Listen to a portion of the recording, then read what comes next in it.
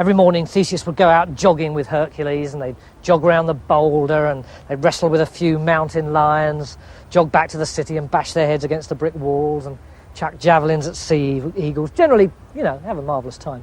You can see, when Tony Robinson is telling the story, that he's thinking on his feet. He's thinking, well, then at this point, Hercules, he's got those little stutters, those little moments of indecision as he's thinking. Now, that is ever so important. It sounds trivial, but that actually is part of the immediacy of a storyteller, because they're thinking, and they're thinking about their audience at the same time.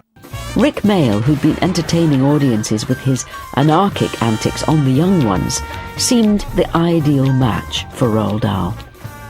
Now, the moment you bring people like Rick Mayall into a TV studio, you're asking for trouble. Mad things are going to happen, and if you can capture the madness and get it, then you've got dynamite. It's wonderful. The great thing about Roald Dahl, it's almost as if he wrote Jackanory scripts, because Roald Dahl is one of the few authors who addresses the child directly in the text. So when the story reader reads Roald Dahl, it's almost as if they are Roald Dahl. Throughout the 30 years of its existence, Jackanory continued to reinvent itself. By the mid-90s, they'd introduced ambitious special effects in the hope of appealing to the modern child. The innovations that the producers put in through the years are terribly important, because if you look at them across the time, if you go from that very first one, where all we've got is Lee Montague looking over his shoulder at someone in the other part of the studio turning round, and we've got a strange silhouette behind him. I mean, it's televisual, it is more than just a straight-to-camera story.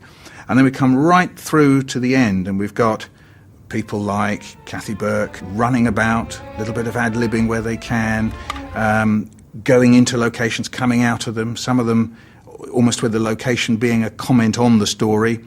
That's terribly important, because you're experimenting with ways of telling a story, and I think television should do that. Christopher Robin could just get his chin onto the top rail if he wanted to, but it was more fun to stand on the bottom rail so that he could lean right over and watch the river slipping slowly away beneath him. When Alan Bennett did Winnie the Pooh, it seemed almost had a kind of timeless feel. It isn't timeless, but seems to sort of stretch back into something possibly Victorian, even though Winnie the Pooh is later than that.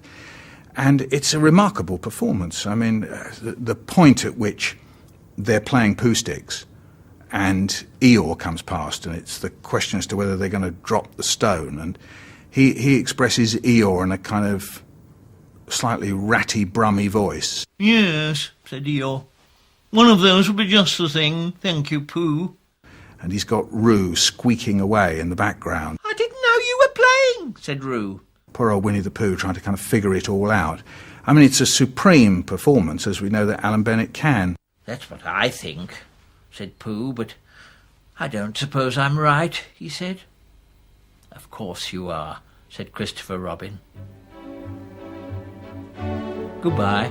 Jackanory was a space where children could use their imagination, escape from reality, and gain deep insights into the world around them. To my mind, whether it necessarily increased reading, we'll never know. All you can say is that it increased awareness that these books and these stories were in the air.